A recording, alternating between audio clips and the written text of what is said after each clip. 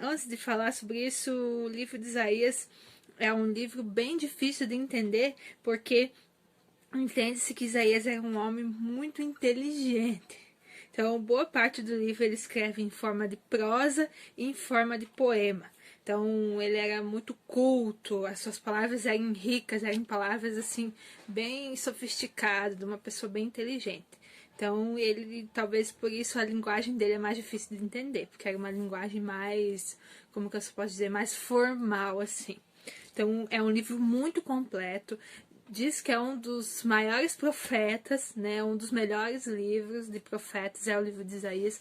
Ele é muito completo, ele fala muita coisa que acontece em toda a Bíblia. Ele é não descrito, mas ele é mencionado ali no livro.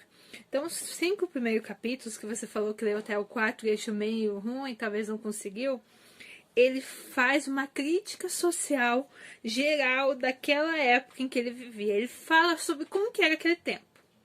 Ele simplesmente fala como que era, o que acontecia, tipo, ele faz um panorama daquela época.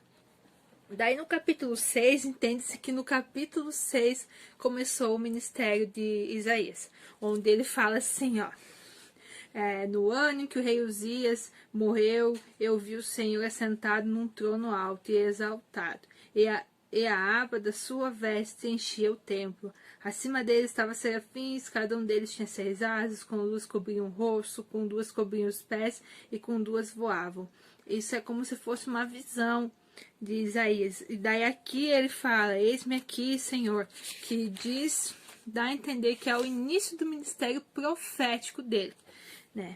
Então é um capítulo bem bonito, bem falado, bem conhecido.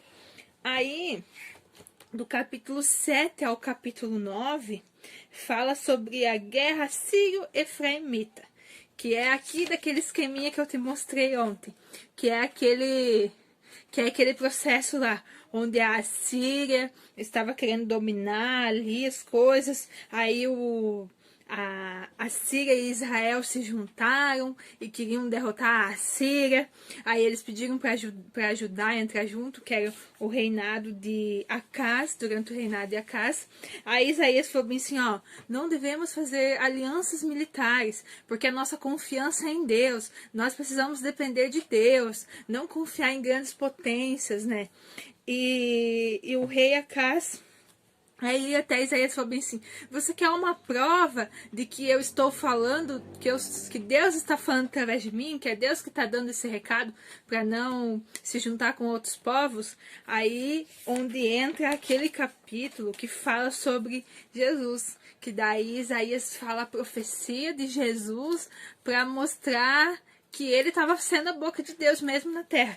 Que ele fala assim, que nascerá, ele profetiza sobre Jesus, sobre Emanuel, sobre a vinda de Jesus, que a virgem dará à luz a um filho, e esse se chamará Emanuel, descendente de Davi, e isso tudo veio se cumprir com Jesus, né? Mas além disso, Uzias falou: não, eu acredito em você, então eu não vou fazer essa aliança política, porque eu sei que você está falando de Deus, né? Que é de Deus que você está falando. Mas daí ele deu outro sinal, né? Isaías teve 2 filhos. Aí ele usou o nome dos filhos para dar a mensagem. Quase todos os profetas faziam isso, né? E daí era o nome de um filho dele, na linguagem deles, né? Que eu vou falar na nossa tradução, mas queria dizer assim: furto rápido, roubo veloz. Isso era o significado do nome do filho dele. E o que queria dizer isso? Ele escreveu isso numa tábua. Isso que queria dizer que o reino de Judá seria saqueado. As cidades a cidade de Samaria e Damasco seriam saqueadas. Isso aconteceu logo depois. Então, é uma forma dele mostrar que ele estava falando através de Deus, que Deus estava usando ele, né? No capítulo 9, daí, ele profetiza sobre Jesus, né? E sempre, em todo o livro, em todo instante, ele fala a mensagem principal, que chamando o povo ao arrependimento. Os profetas em si, eles pregam sobre isso. Sobre o arrependimento, para o povo se arrepender, para o povo voltar até Deus, né? Daí, posteriormente, ainda ali até o capítulo, provavelmente o capítulo 10 até o 11, ele fala de uma possível ataque da Assíria sobre eles, onde alguns iriam morrer, mas alguns iam sobrar, algumas pessoas iam sobreviver. Então, aconteceu isso também, né? Algumas pessoas morreram, algumas pessoas sobreviveram. Aí no capítulo 11 fala mais uma mensagem de esperança apontada para Jesus. Nesse mesmo capítulo ele já fala sobre a Babilônia, sobre a ida dos cativos para a Babilônia. Então no capítulo 11 ele já começa a dar um briefing sobre a Babilônia. Mas ainda a Babilônia não tinha entrado em cena, era apenas a Assíria. Aí Isaías profetiza sobre o cativeiro na Babilônia. Essa profecia que ele fala sobre o cativeiro da Babilônia, ele profetizou 100 anos antes. 100 anos depois que ele fez essa profecia, aconteceu que eles foram levados ao cativo para a Babilônia. E daí ele fala de uma forma como que se já tivesse acontecido. Esse ponto é bem interessante, porque algumas pessoas leem o livro de Isaías e acham que ele está falando lá no período que eles estão lá na Babilônia, né? Porque eu falei, ó, pré-exílio, antes do exílio, né, o livro de Isaías. Aí você vai ler e vai falar, não, mas aqui tá falando lá da Babilônia, quando eles estavam na Babilônia. Talvez você pense que Isaías viveu depois. Mas ele fala como se já tivesse acontecido. Como que Deus deu a visão para ele da forma que vai acontecer. E daí ele fala isso pro povo e profetiza. Então a forma de escrita dele é como se ele já tivesse acontecido, como que se ele já tivesse visto aquilo, porque Deus mostrou para ele. Aí Isaías fala muito sobre contra as alianças militares, né? Sempre ele fala contra as alianças militares. Aí tem algo bem interessante que acontece ali no livro, que Isaías andou por 3 anos meio nu, né? A descrição meio nu quer dizer que ele... E pé descalços, né? Com pé descalços e meio nu. Por que isso? Ele queria mostrar para o povo o que iria acontecer com quem fizesse aliança militar, né?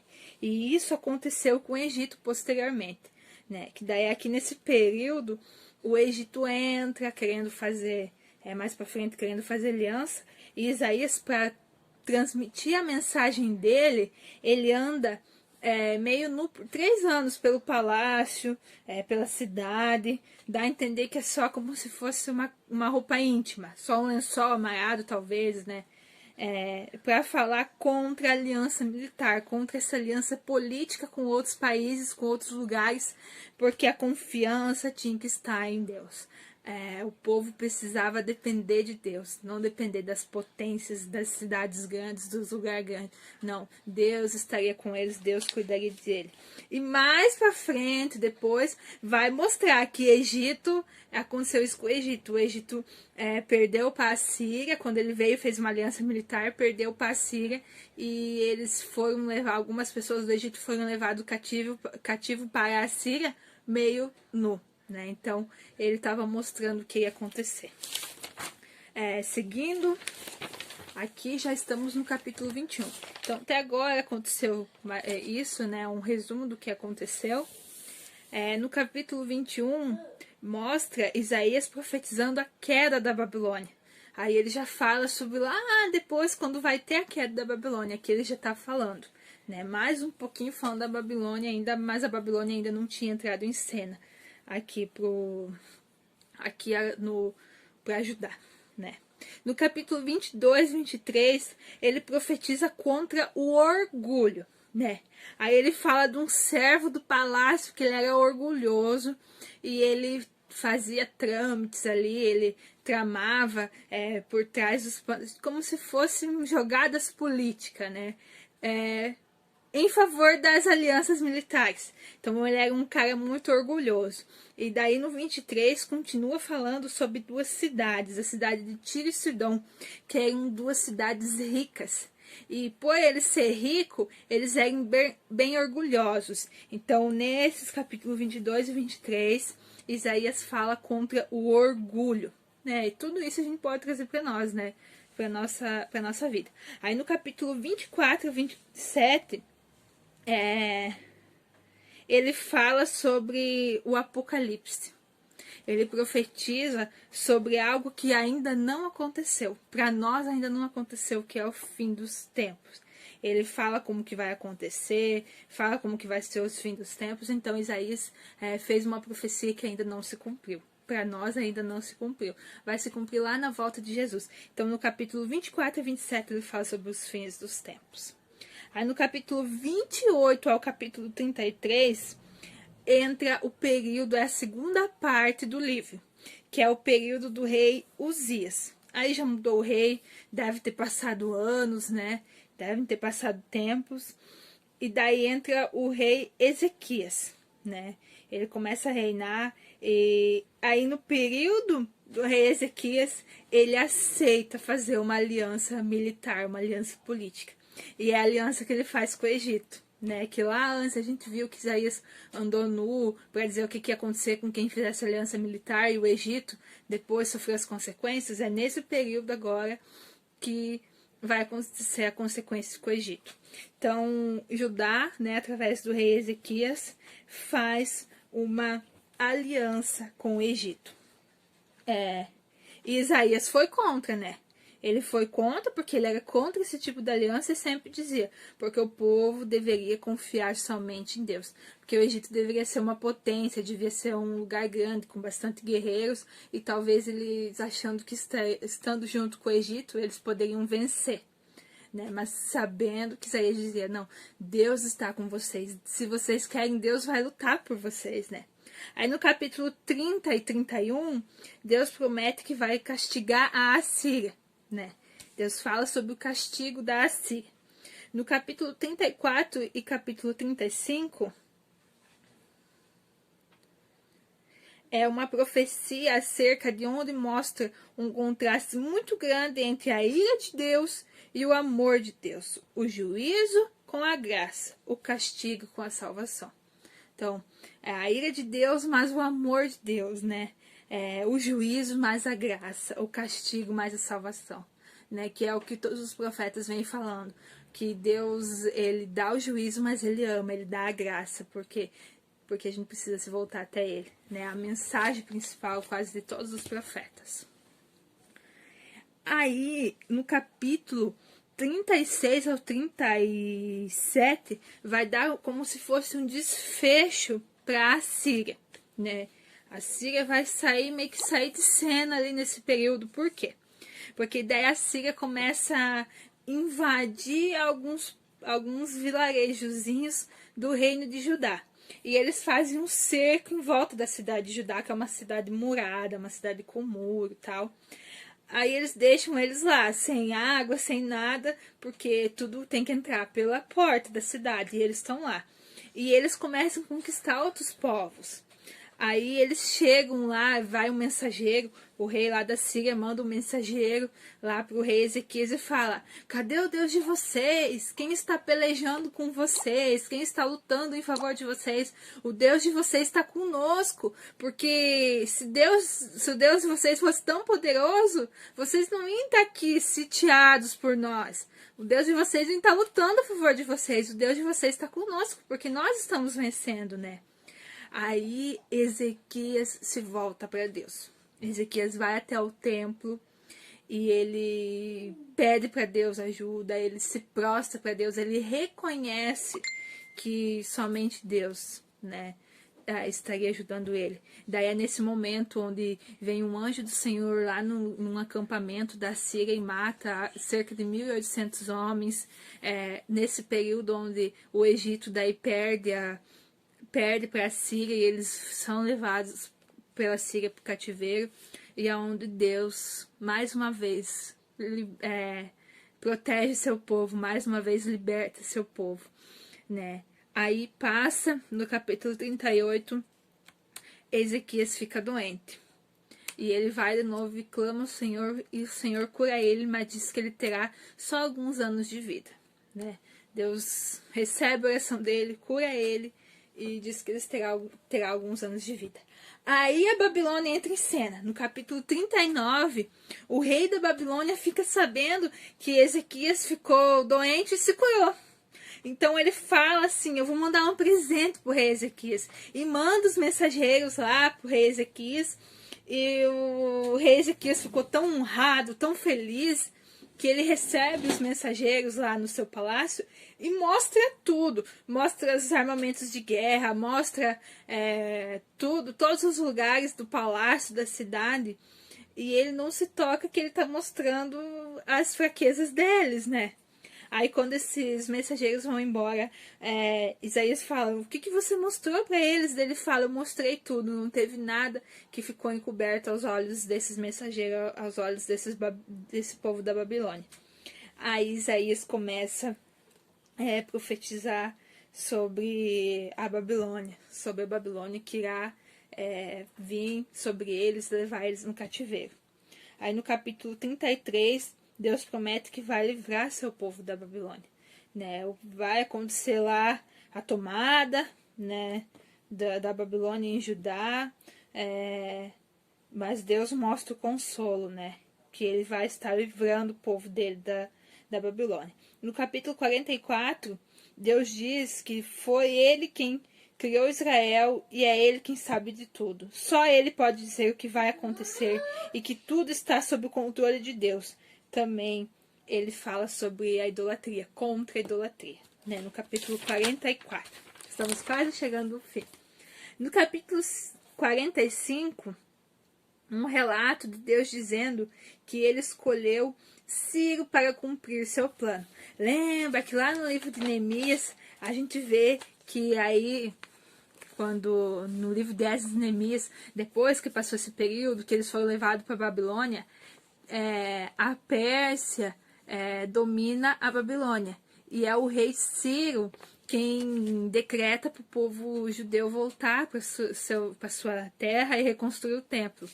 Então aqui no capítulo 45, Isaías está profetizando cerca de 200 anos antes que quem irá ser o salvador para esse povo será o Ciro da Pérsia. Mas o povo, reclamão como sempre, não aceita, porque eles não queriam que fosse um estrangeiro que fosse libertar eles.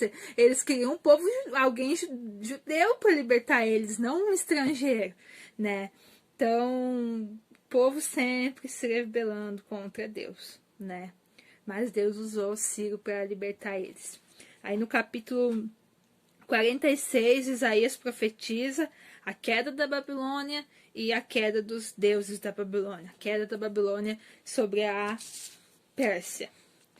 Aí no capítulo 47 é uma canção fúnebre que zomba da Babilônia, né? Aí também falando sobre a Babilônia. No capítulo 48, Deus está falando que ele disse tudo o que aconteceu, mas o povo não quis ouvir.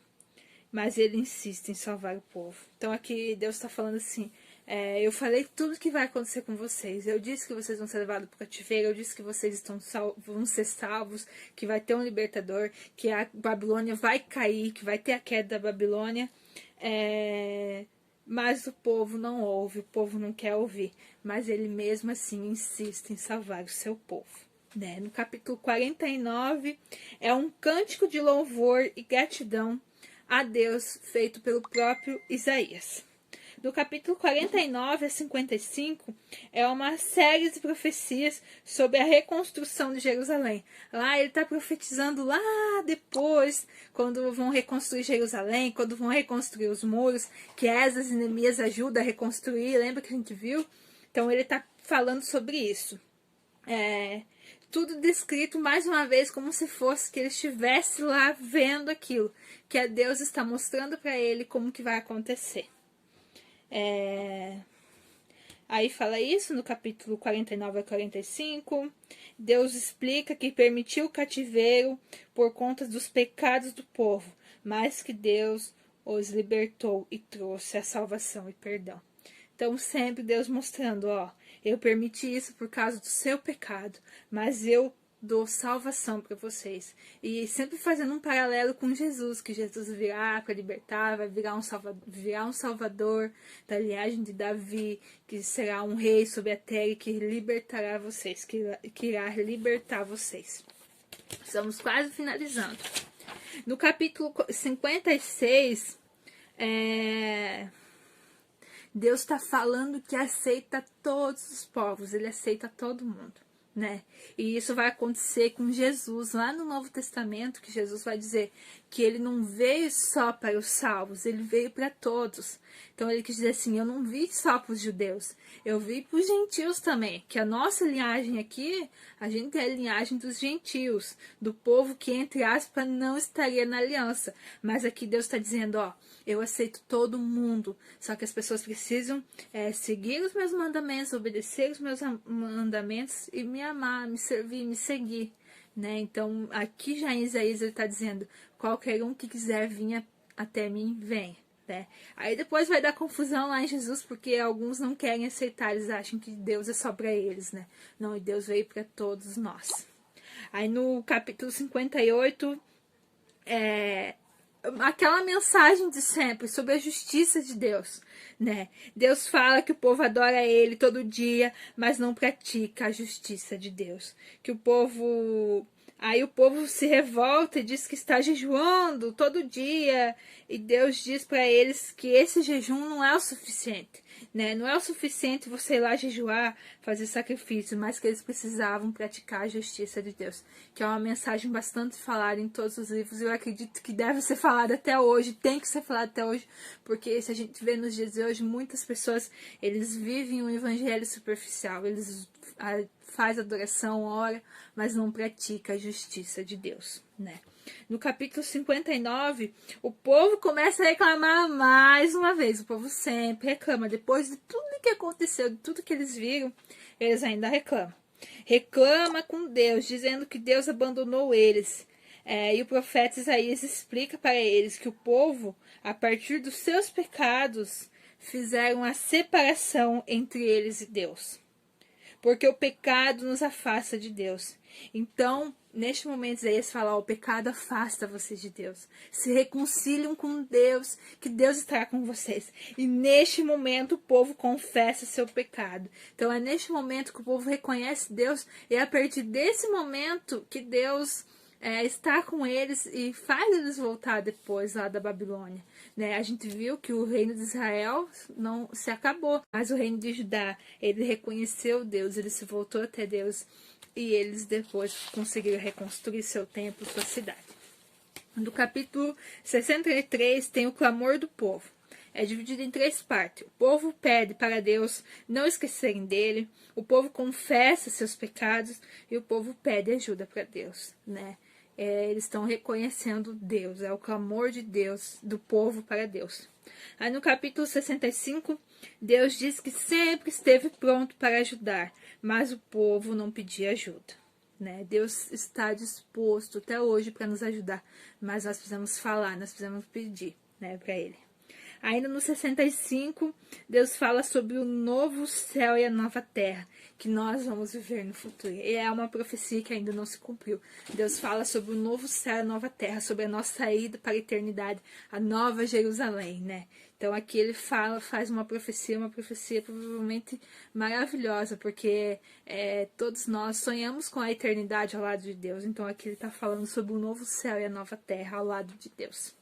Aí no 66, o último capítulo, ele retrata toda a mensagem do livro, que é a mensagem de salvação e libertação para o povo de Deus, e castigo para os inimigos de Deus. Então é isso, o livro de Isaías. Acredito que com esse vídeo um pouco extenso, mas você vai entender o que diz o livro. Se tiver mais alguma dúvida, é só mandar. Eu ainda vou te mandar mais um estudo para complementar depois que você fazer a leitura.